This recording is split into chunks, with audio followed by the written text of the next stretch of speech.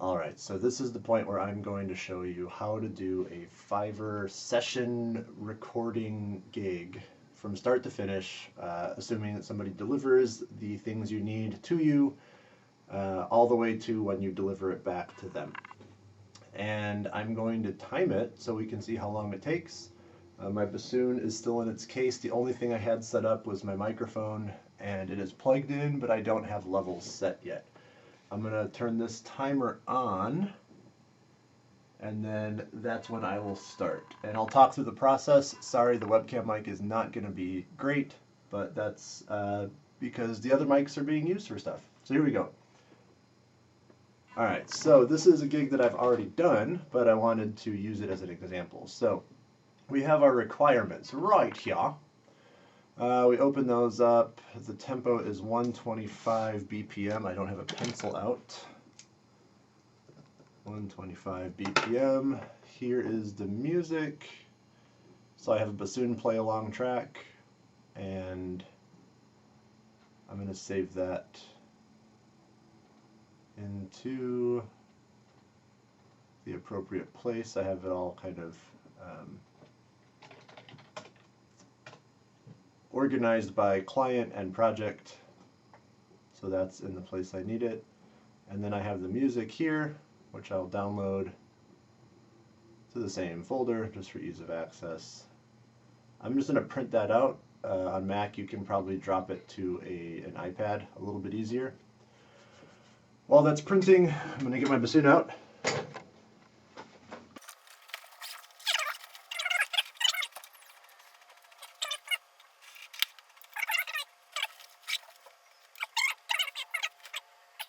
I'm not trying to do this in like any rush or anything, because I don't want you to like think that the only way you can do this stuff in a reasonable amount of time is if you're like completely sure of what you're going to do next. So I'm sure there'll be parts where I have to stop and be like, oh crap, I didn't set this thing up right. Or bassoon set up, reed is soaking. I'm going to grab my music.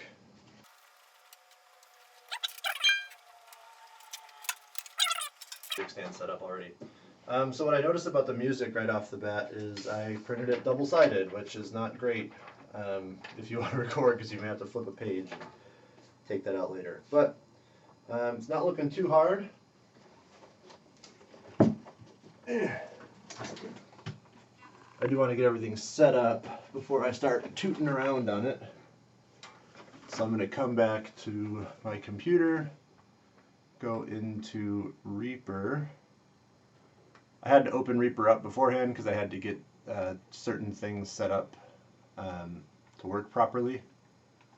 So sorry that you probably don't have Restream in your thing here. So I'm going to add a track for bassoon. I do like to name it bassoon or BSN. Actually, let me get my mixer down here. There we go, so you can see everything. I like to name it bassoon because that's how I'm going to send it to the client at the end. So that should be good. I'm going to record enable it, record monitor, and turn record monitoring on so you can hear what the bassoon sounds like. I wouldn't normally do this while I'm playing though. So just a note, yours will probably look like this, and that's okay. That just means you can't hear it while you're recording through headphones. Okay, the tempo is 125 as I found from the requirements. Sometimes people will send over a click track for you, depends on the client. Either one is okay. Now I've got to put the track in here. This is going to be the reference track, so you can drag that onto another track. I just dragged it from my my main my Windows Explorer into this, and I just want to give it a listen and make sure that it is at 125.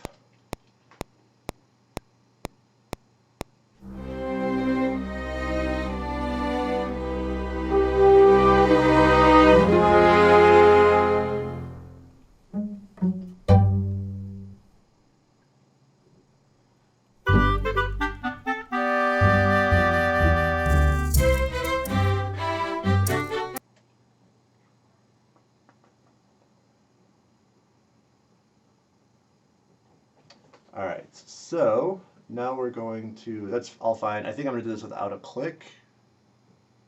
Well, no, I need a click. So there's 2 bars of click at the very beginning, and then it starts at measure 1. Actually, let me look at this. How does this work out? So now I'm going to be referencing the music with this. Let me see if I can put that on screen for you, because I want to make sure that I can do this correctly the first time without having to mess it up. So I think that's measure 1, 2, 3,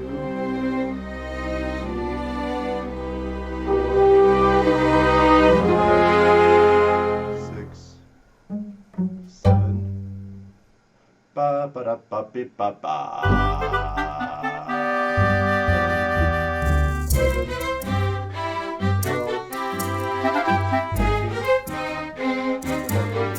11, 12, 13, 14. That's not right. I start right at 16 lines up with that. So maybe this is measure 1, measure 2, and then 3, 4, 5,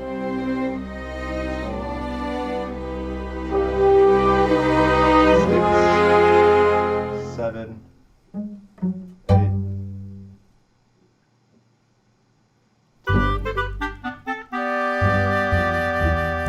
12,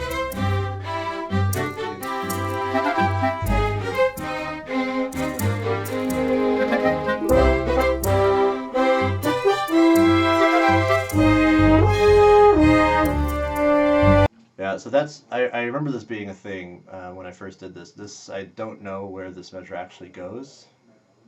It sounds like it's supposed to line up with the winds, so...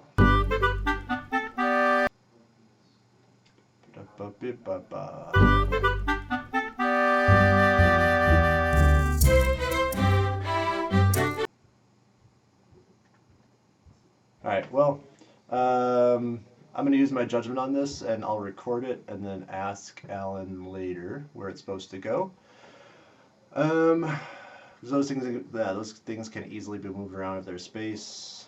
Everything else seems to be good though, so I may have to fish around and figure out where to put that thing. Okay. Now I'm going to start testing levels, so I'm going to crank my gain up to about 75%. Go hop on the bassoon. See if my headphones reach. Didn't test that. Yeah, they'll reach. Good. Usually I have some more sound isolation up. Like I'll have a few more panels around, but I didn't need to do that today. This is a test.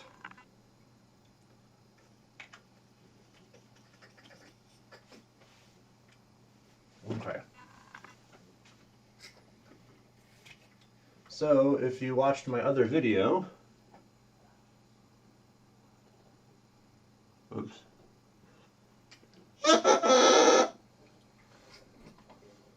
I'm checking levels. I'm going to play a little bit and see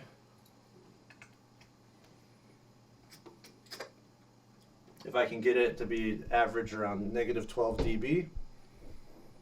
That's our goal.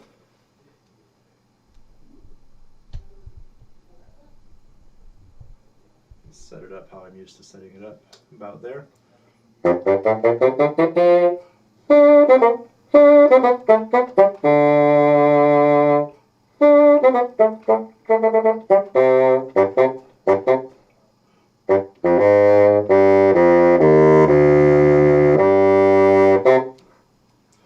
probably be a little bit higher.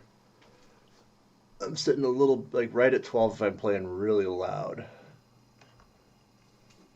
I like to sit a little bit above 12. So I just turned it up very, very slightly, like a sliver.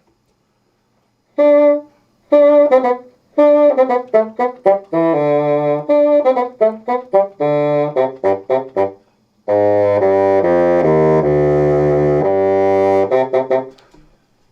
that's not even 12, that's negative 18 I'm looking at. Sorry. Hear this meter. This is something I'm not used to. I've got 2 monitors, so I can usually see that a lot better from a distance. From a distance. All right, so I turned it up a little bit more because it was peaking or averaging around -18. All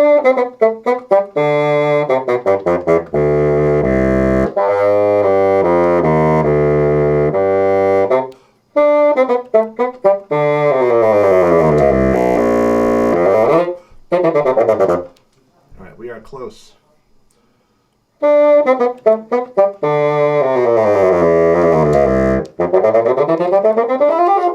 Alright, that'll be good. I could dial it in a little bit more. Excuse me, but I'm pretty happy. We are close. It's never going to be perfect with something like bassoon because notes come out of every part of the damn instrument. So we will go with that. I think we are ready to do our first take now. So bassoon is record enabled.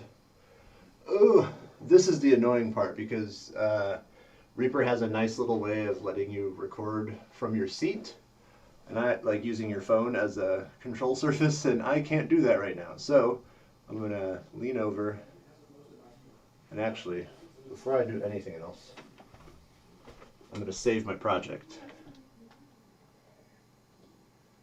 So we are going to Fiverr, dariusofwest. Test, and I have Reaper set up in a way where I could just do this. If you click create subdirectory for project, it'll make the Reaper, it'll build the folder out for you, so you don't have to do that by yourself. It's really nice. You just type the file name, it'll organize everything for you. That's for another video. It's not what you came here to see. So here we go. I'm going to set this up. I mean, I have enough time, so I'm just going to hit record. Sit down and get ready to play.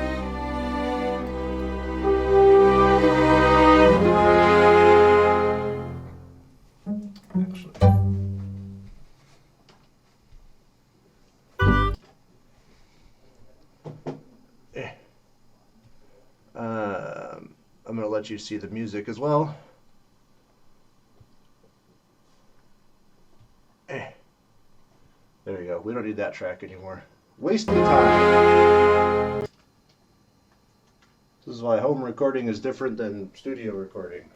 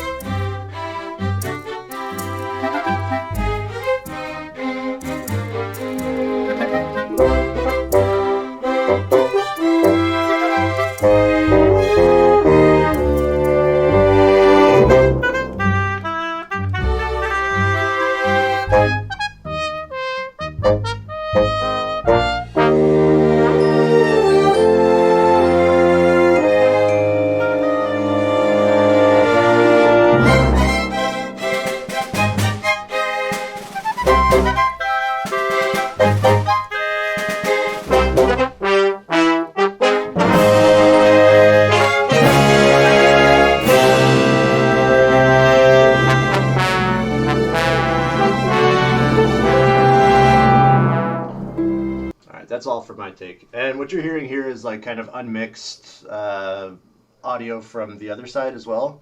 So this isn't a finished product, so we're going to be working on it. I'm going to do one more take. I think the bassoon part comes in another place, so I'm going to try that.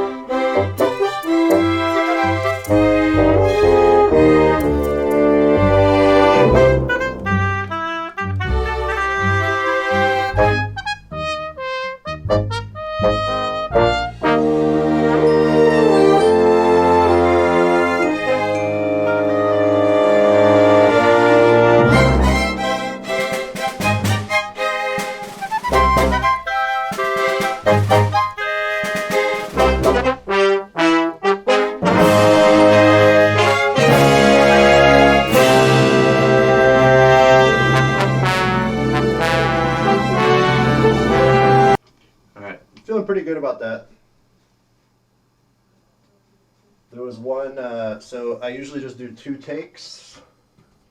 So 3 if I really mess something up.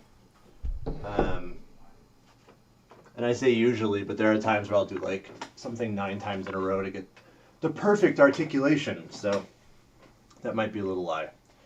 So the trick was the metronome, like right where the metronome starts, is bar 1.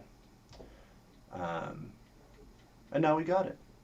So in Reaper now, I am going to mute the bassoon track so you don't have to hear that anymore.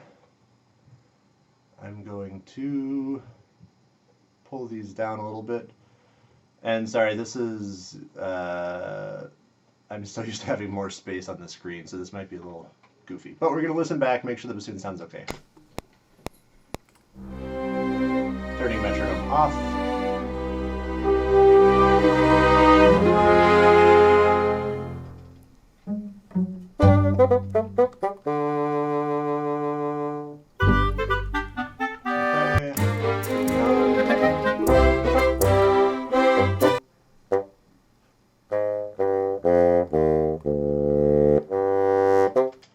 So that was the one place where I knew I kind of biffed a note. So in Reaper, I'm going to expand this track down. There's shortcuts for all this stuff, but I'm not going to show them to you now. I'm going to do it all with clicking, which gets tedious after a while.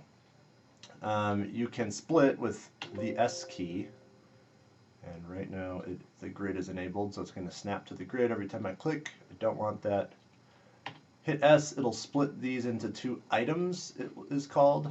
And I want the second track up to this point, and then I want to switch to the first track here, switch back to the second track for the rest of it. So this should be a little bit cleaner. And I'm going to add a little bit more of I'm going to move the crossfade. If you hit Shift, it'll move it. That felt a little jarring to me.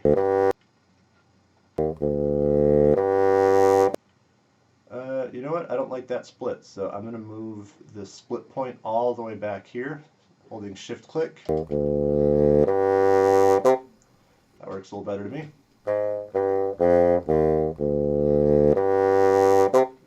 Great, unnoticeable.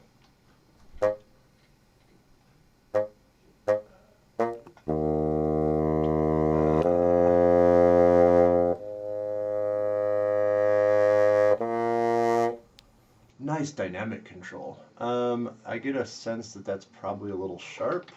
Let me check.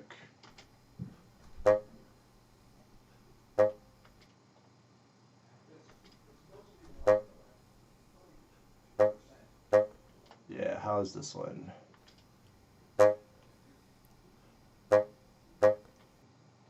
Yeah, so I'm going to go back and retake just that section. So I don't have one that's in tune.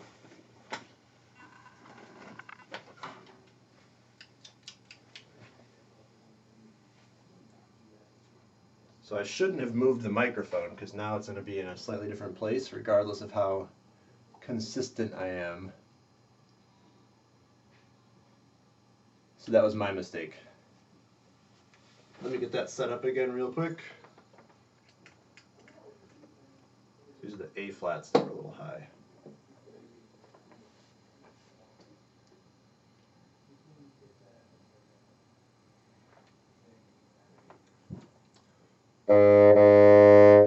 Also, you can have a tuner on your stand while you play this stuff, but my tuner's tied up in my phone right now. All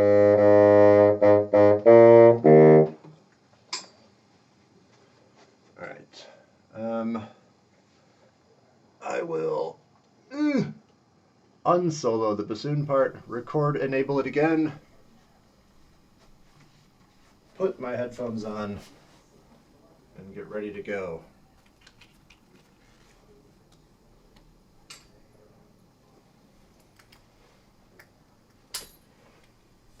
Control R is to record.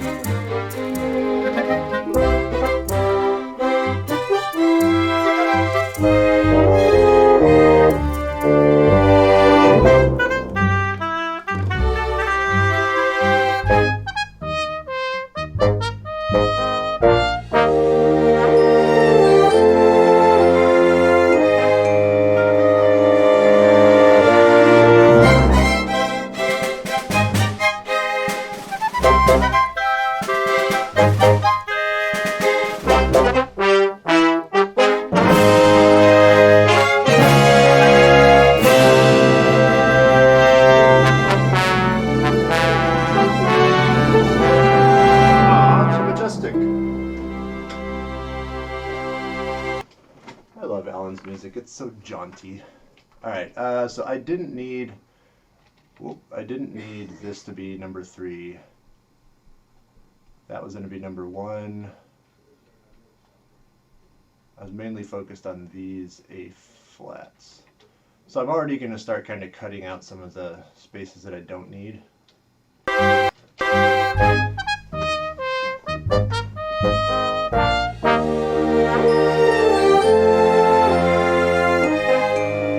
What am I doing? Of course, now I'm a little flat.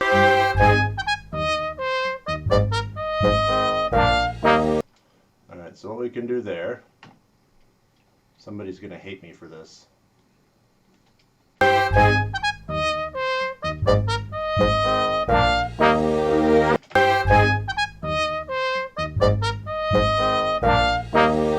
Just kind of pulling up the pitch on the ones that don't sound good. And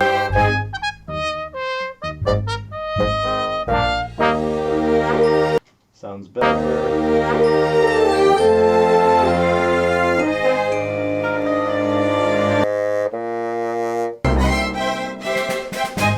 The other A flats.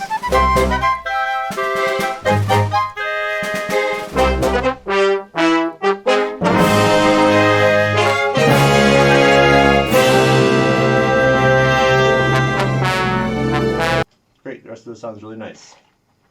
So I'm going to delete and clip off some of the end stuff. You can also do this with a gate, which I'll show you in a sec. That's all looking good. There's some places where there's like noise where I'm moving around. That'll still get picked up in a gate, so I'm just going to cut a lot of it out. I do a lot of podcasting or podcast editing, so I have some shortcuts set up that will let you just cut out sections like that rather than having to drag stuff. That works really well to speed up your workflow. Reaper's not always the fastest thing once you first start using it, but when you customize it, you can move much quicker. So I'm going to cut out all this space in between just to be sure. I'd rather do this than have to listen all the way through with a gate and check if there's any spots where there's like breath or me farting or something in there. Alright, and so all of these should be take 3. I like that one better. Okay. Oh, including, why are all of these not take 3 now?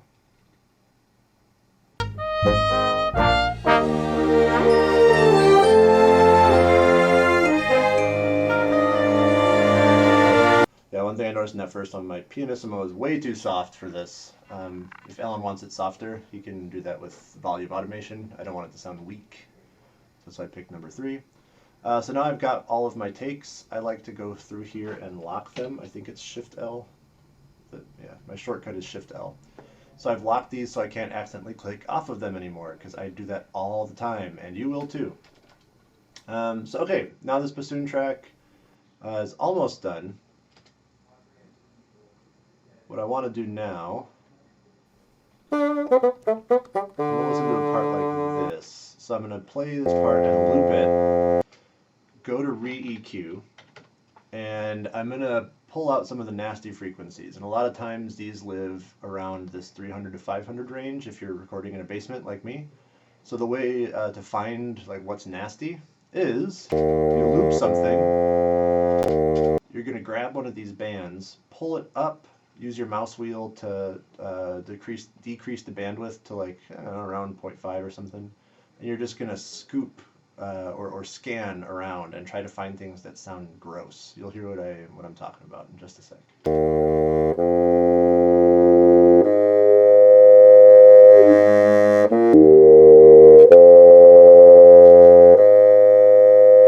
Yeah, that's usually where my bassoon in this room, I need to take out a big chunk right about there. And if you pull it down to this first line, that's going to remove about 6 dB from that frequency.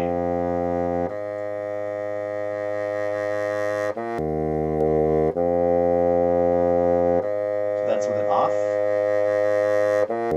This is with it on.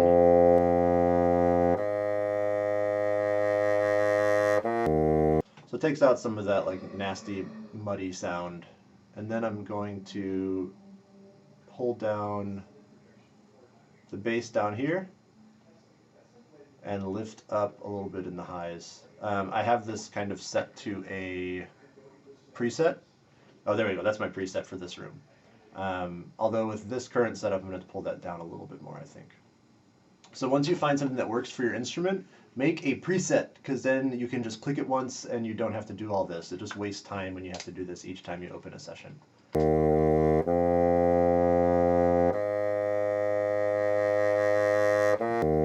So this setting won't necessarily work for you. You have to find the one that's going to work for your instrument. You can look up EQ settings for like room correction, anything like that for your instrument. So that's all good now. I am ready to send this. And sometimes I will, I'll add a little compression or something like that if the track was particularly squirrely in the dynamics department, like if something's really, really quiet compared to something else. So an instance of that, let me make this bigger, and, oops, didn't want to do that. Did that go away? Yeah, okay. Sorry, accidentally clicked something. Control L, there we go. Shortcut to turn it from track mode into take mode is Control L for me. I don't remember if I set that or not.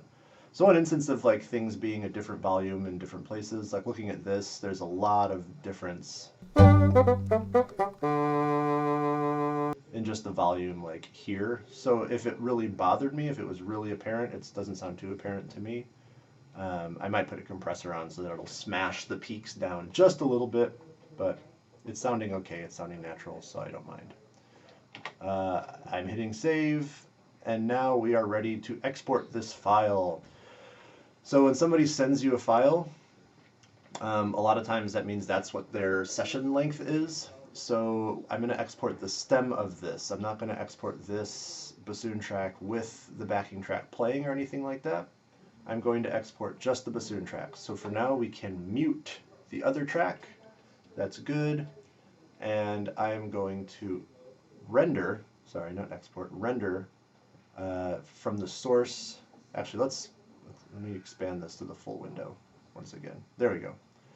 Render this, stems, selected tracks. I have bassoon selected. I'm going to select stems, selected tracks. Not selected tracks via master, just selected tracks. You can do entire project if the reference track is the longest thing. If not, you'll probably want to do a time selection. So you can shift, double click on the file that the person sent over, and it'll make these little bounds here. Go to time selection, and that'll work. Something cool with Reaper is how it exports. So if you have if you've saved, it'll have your project directory as one of the first things under Browse for Directory in the shortcuts. And it lets you use wildcards. So I usually like to add, you can add a folder from this window. I usually do renders, and then, so backslash renders, backslash, if you type $track, oh look, I have the wrong track selected. Look at me. So I'm doing that selected track. If you select the wrong track, it will export the wrong track. $track will name the file whatever the track is called, which is awesome. Saves a lot of time. If you have two tracks, it'll name this first one bassoon.wave, it'll name the second one GIH10 ending bassoon, whatever, .wave. These settings down here may be different on your computer. I recommend using this exact screen as your default settings. If you need to change them for a client, a lot of times it's 44.1 16-bit or maybe higher, like 96, 24, something like that. So usually 48,000 hertz for the sample rate and 24-bit PCM for the wave. Bit depth is just fine. So now we're going to render this. Whee! And it's done. It might take longer on your computer. That's fine. All good.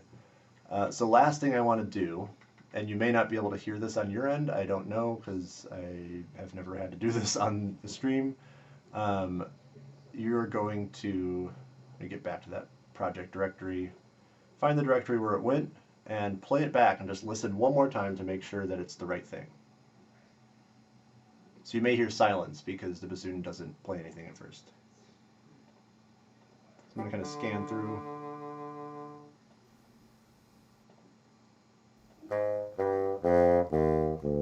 Okay, that's all good.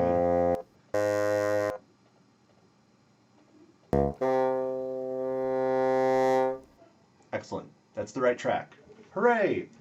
Now we are done with that part, so I'm going to save it one last time, close it, and go back to my Fiverr delivery page. Back out of this. I don't need that anymore. Get out of my life. There we go. So this is, I already finished this delivery, but I'm going to go through and pretend like I didn't. Essentially what you would do is, I like to, well, here, yeah, okay. You know what? I didn't show you that. For some of my clients like having complete control over the sound that I give them. So I'll often do something like this where I put the EQ on, and then I will save another version of the project, save as new version, and I will turn the effects off. So you can disable everything by clicking that button. I also have a shortcut where I can just press that and it'll turn all the effects off, which is nice.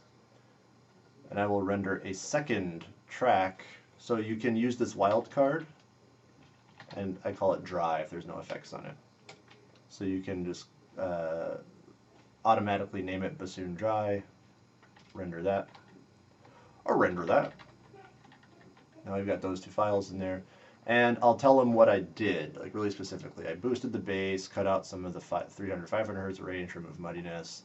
Bassoon dry is a dry track with no EQ. It's just really helpful for them to know. And then tell them this will line up with the reference mix you sent over, just to be very clear how to drop this in and let it fit. And then, yeah, I like to be nice to the people that I'm working for. But I really do mean it. Every time that I do something like this, it's really fun to play. It's really fun to work on. And then after I delivered this, I want to see if I can show you how to deliver it, like actually.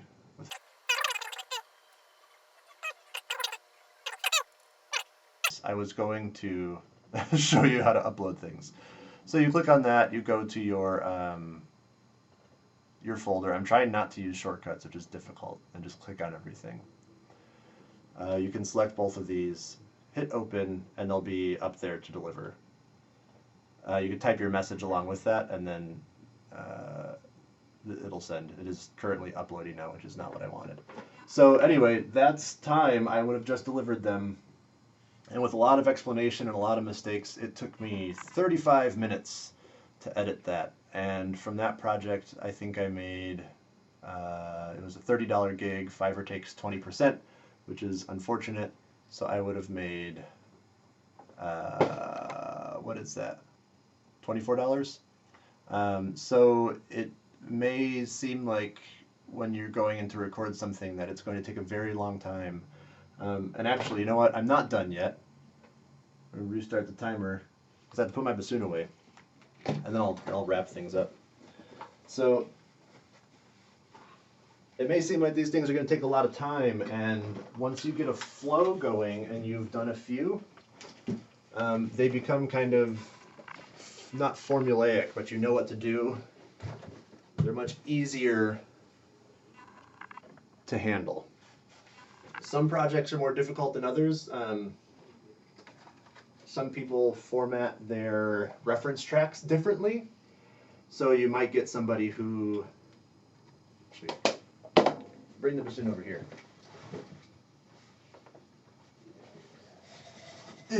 You might get someone who does things differently than you're used to if they send over a click track, but no reference track, and they just want you to play something off of that. I have never gotten anything like that. A lot of times people give me just a reference track like Alan does. Sometimes I get a reference track plus a click track. Sometimes I get a bassoon track plus a reference track plus a click track. So you never really know. The basic thing you need is either a click track by itself, like at the very least, it's nice to just know what the click is that they want, or the BPM, however they want to handle that, and a reference track. That makes it really easy to play along, have a good time. It lets you tune to the other instruments that are in there as well, so you don't have to ask if they're tuning to 442 or anything like that. You can figure it on your own. So, I'm still putting my bassoon away, so technically I'm still on the clock. Although, I would have saved time if I wasn't talking.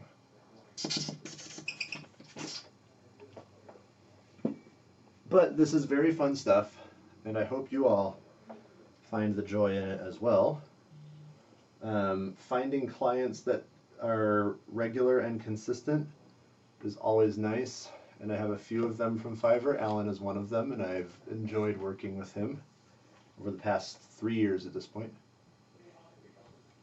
He's got a lot of large projects, and actually I should plug some of them here. He did all the music and like production and some of the script writing as well for Hog Duels, which was an old machinima like YouTube series with Halo. I thought it was really interesting because I used to watch that back in the day, and I got to play on some of the like later episodes now. So Alan is very cool, and you never know what kind of projects people are going to come to you with. All right, bassoon's going in the case. See you later.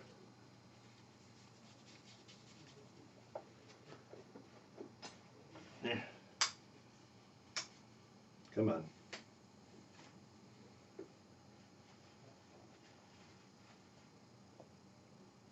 There's a knot in it. I gotta get the knot out. That's gonna cost you, Alan. Is that everything? I think that's it. Alright, bassoon is zipped up. And time. So it's not a huge rush to get something done in under an hour.